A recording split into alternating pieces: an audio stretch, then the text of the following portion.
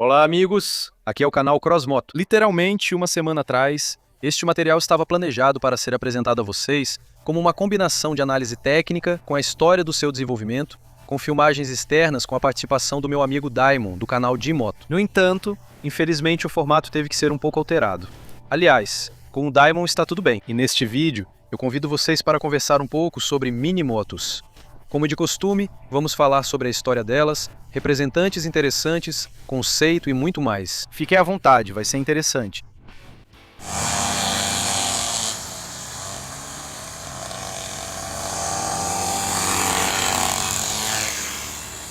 Caramba, se eu tivesse uma máquina dessas quando tinha uns 7 anos, eu teria feito xixi nas calças de tanta emoção.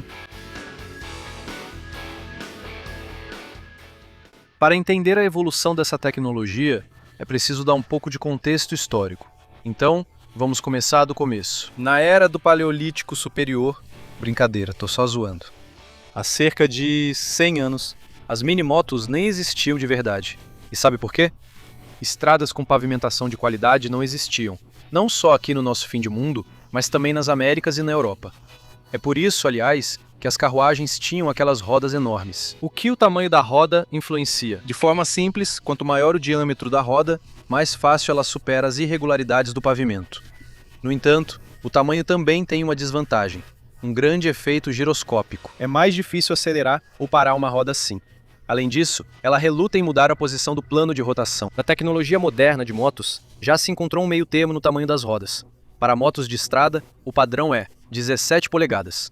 Nas motos enduro, pode ser um pouco maior. Por exemplo, roda dianteira de 21 polegadas. No geral, os ancestrais dos scooters modernos, como o francês Auto Fauteuil e o americano New Era, devido às más condições das estradas, rodavam com rodas bastante grandes. Assim, o Auto Fauteuil foi apresentado em 1902 pelo francês Georges Gautier e tinha rodas de 14 polegadas na frente e 15 polegadas atrás. Mais tarde, o ancestral do scooter evoluiu, mudando a forma do quadro e até recebendo refrigeração líquida do motor. Segundo o Sr. Gautier, o veículo em comum era superior. Era destinado a determinadas classes da população, que desejavam preservar a elegância das roupas de acordo com sua posição e precisavam de um meio de transporte econômico. Com o surgimento do asfalto na década de 1920 do século passado, criaram-se condições para a possível transição desses veículos para rodas menores. Um exemplo marcante foi o DKW Golem, que a empresa alemã produziu entre 1921 e 1922, em uma quantidade de cerca de 500 unidades. E esse ancestral da scooter era equipado com um motor 2 tempos de 118 cilindradas. Dê uma olhada neste pôster publicitário. Com uma mão eu dirijo, com a outra fumo um cigarro e, no geral, estou curtindo a viagem. Mas para apreciar as qualidades das minimotos, era preciso tempo. E elas ganharam reconhecimento entre os militares durante a Segunda Guerra Mundial. Os paraquedistas britânicos precisavam de uma minimoto para realizar várias tarefas atrás das linhas inimigas. A empresa britânica Excelsior produziu uma minimoto chamada Wellbike para essas necessidades. O veículo pesava 32 quilos e cabia em um container padrão de paraquedistas. Italianos e americanos também trabalharam em veículos semelhantes, mas apenas o Wellbike foi produzido em quantidade significativa. Após a guerra, a licença para produzir o Wellbike foi adquirida pela empresa Brookhouse Engineering. Seus engenheiros adaptaram o veículo para uso civil, adicionando sistema de iluminação, paralamas e suspensão. O veículo foi lançado no mercado com o nome de Corgi.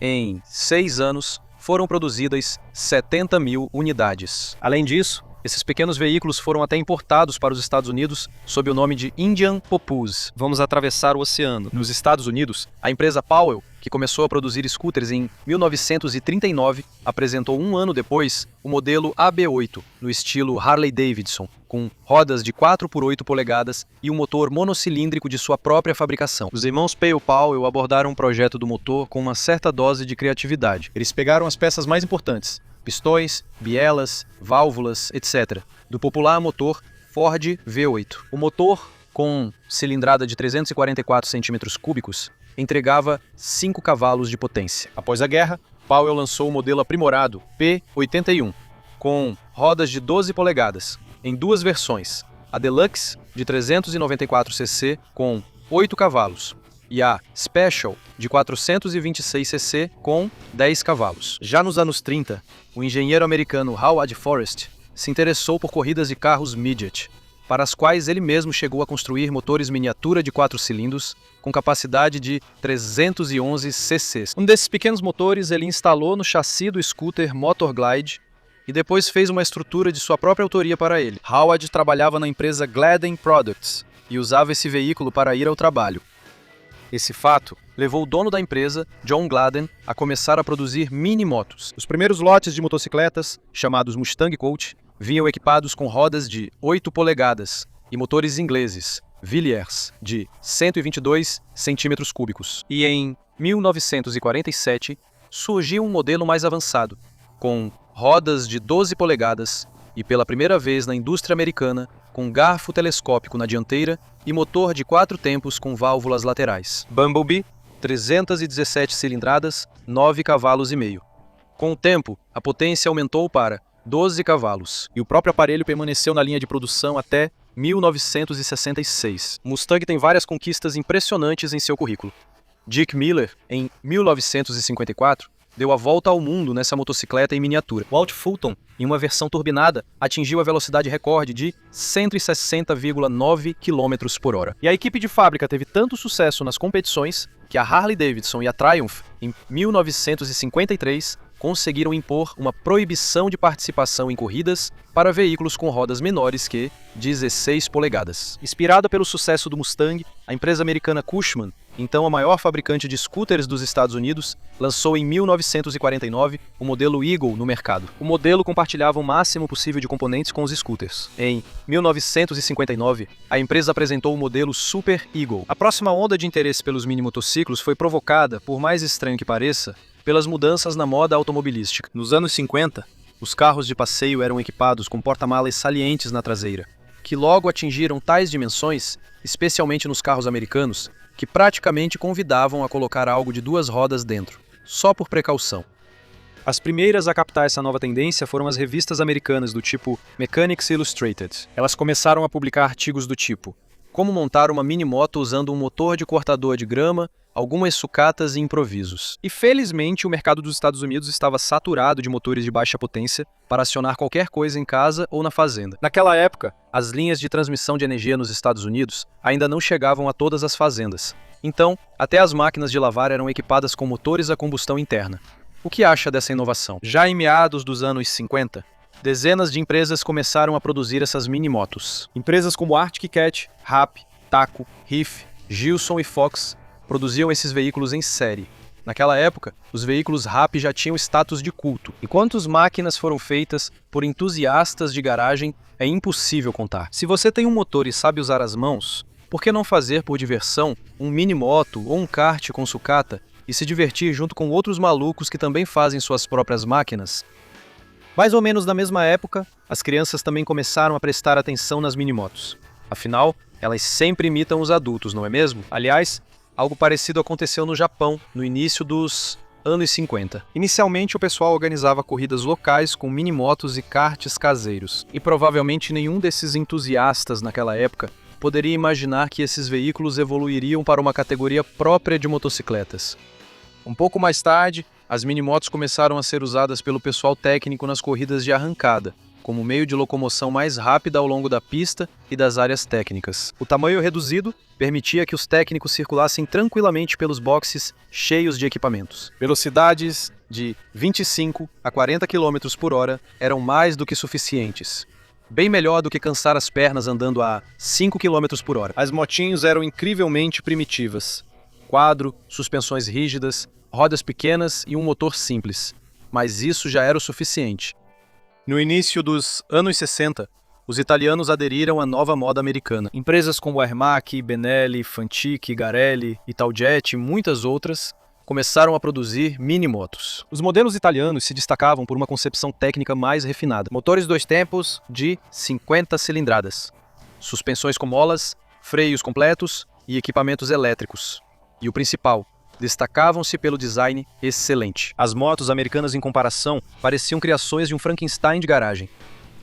A história das mini-motos japonesas de produção em série começou de outra forma. No final dos anos 50, a Honda, a pedido da administração do Grande Parque em Tóquio, construiu uma série de pequenas motos com motores de 50 cilindradas, do scooter Super Cube. O veículo ficou muito bom e em 1962, uma versão aprimorada chamada Honda Monkey entrou em produção em série. Outras empresas japonesas seguiram o exemplo do principal fabricante de motos. Mas é a Honda que vai ditar o ritmo, lançando a cada poucos anos uma nova família de mini-motos no mercado. Dux, Gorilla, Riding Play, Motra e assim por diante. Seus especialistas até criaram a mini-moto Motocompo para o mini carro Jazz. Com toda essa popularidade, até mesmo na URSS estavam sendo feitos desenvolvimentos semelhantes. Em Tula, estavam trabalhando em uma motinho com rodas de 10 polegadas. E a Riga Mini era produzida em série. O auge das minibikes foi nos anos 70.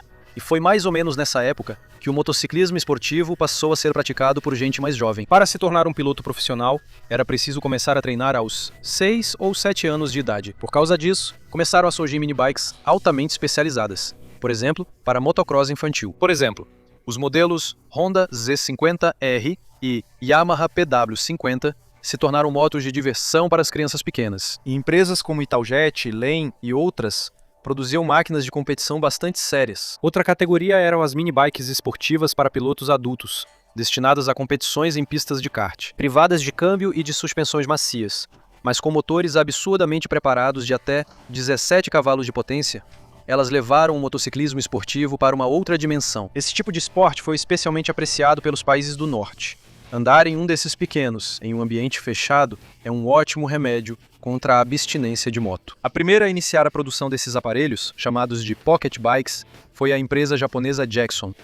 Mas agora, as empresas italianas assumiram a liderança. E a tcheca Blata. O renascimento das scooters em meados dos anos 80 interrompeu o desenvolvimento das minimotos em meados dos anos 80. De repente, todos ficaram loucos por scooters. As minimotos foram expulsas de muitos nichos, exceto do esportivo. Atualmente, as minimotos de rua provavelmente só são fabricadas pelos chineses.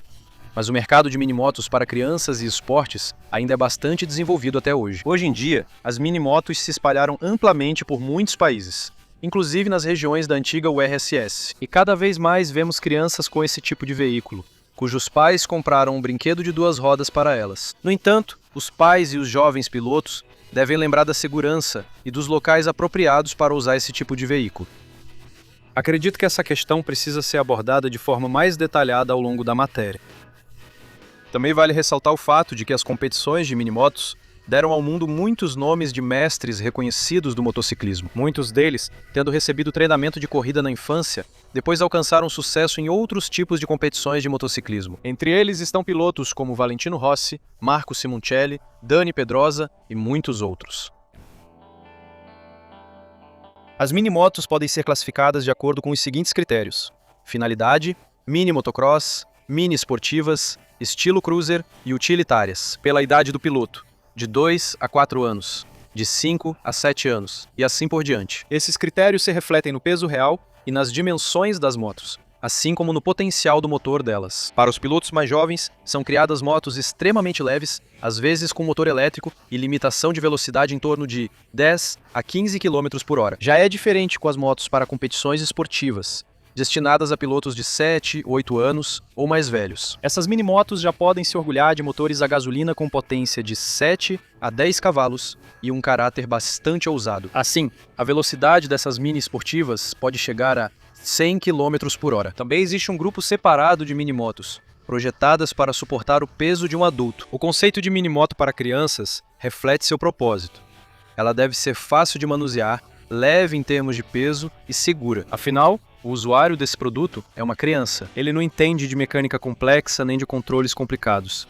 Ou seja, para os mais jovens, teremos nesse tipo de moto apenas o guidão, o acelerador e as alavancas de freio. Para os mais velhos, é permitido ter embreagem e caixa de câmbio. Deve haver uma partida simples, seja por botão com partida elétrica, seja por um sistema de corda, popularmente chamado de puxador. A criança deve ser capaz de sair debaixo de uma moto caída ou simplesmente levantá-la até a posição vertical sozinha. Além disso, o peso reduzido minimiza a gravidade de possíveis lesões. Por último, a segurança. Todas as partes móveis ou quentes devem ser isoladas do contato direto. Além disso, deve-se pensar em uma ergonomia pensada para prevenir lesões, ou seja, ausência de cantos vivos, saliências, presença de apoios para os pés que se dobram em caso de queda e assim por diante. Nesse sentido, cilindros, silenciadores e corrente recebem capas protetoras para evitar o possível contato do jovem usuário com partes quentes ou móveis. Em termos de segurança, a Yamaha foi a mais avançada com seu modelo de minimoto de motocross PW50. Ela utiliza transmissão por cardana na roda traseira, que fica escondida em uma capa rígida. Também são usados limitadores, controles remotos, desligamento automático do motor em caso de queda e assim por diante, como medidas de segurança. Com o limitador, você pode ajustar a velocidade máxima da motocicleta. E o controle remoto permite desligar o motor caso seu pequeno decida sair andando para longe ou esteja indo em direção a um obstáculo. E por fim, um pouco sobre segurança. Já falei sobre o conceito de uma minimoto segura. Agora vale falar sobre a segurança do jovem usuário. Pelo exemplo do jeito que vi um garoto em Kupiansk andando de minimoto de motocross, ele não usava nenhum equipamento de proteção. Camiseta, bermuda e chinelos. Negligenciar o uso de equipamentos de proteção é uma decisão extremamente imprudente. No mínimo, é importante comprar um capacete e explicar para a criança que usando calças grossas, botas e uma jaqueta, o risco de se ralar no asfalto diminui significativamente. O ideal é equipar o piloto com todo o equipamento completo. Sim, em um ano ele vai crescer e será necessário comprar equipamentos de tamanho maior. Mas, em primeiro lugar, estamos falando da vida e da saúde do seu filho. A segunda questão de segurança diz respeito aos locais onde o minibike é utilizado. O ideal é que seja em uma pista especializada, ou, na pior das hipóteses, em algum terreno baldio. Já nas vias públicas é outra história. Mesmo que você more em uma rua tranquila, onde os carros só passam em dias de festa, o jovem piloto ainda não entende todas as nuances das regras de trânsito. E além disso, existe uma chance, mesmo que pequena, de que na sua rua passe voando um figura, com o som no máximo, em um lada rebaixado com um adesivo. My Life, My Rules. Aliás, esse é o slogan dos carros americanos de tração traseira, só para constar. Enfim, ao que quero chegar é: cuidem da vida e da saúde dos seus filhos. Não economizem dinheiro no equipamento deles, nem tempo e esforço para explicar a eles o básico de como operar os veículos e as regras de trânsito. Amigos, neste vídeo tentei abordar o tema das minimotos de forma abrangente. Espero ter conseguido, embora seja possível que eu tenha deixado passar alguns fatos.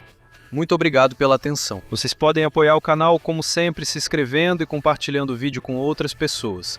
Também podem apoiar financeiramente o canal usando os dados que estão no comentário fixado. Este foi o canal Crossmoto com vocês. Até a próxima.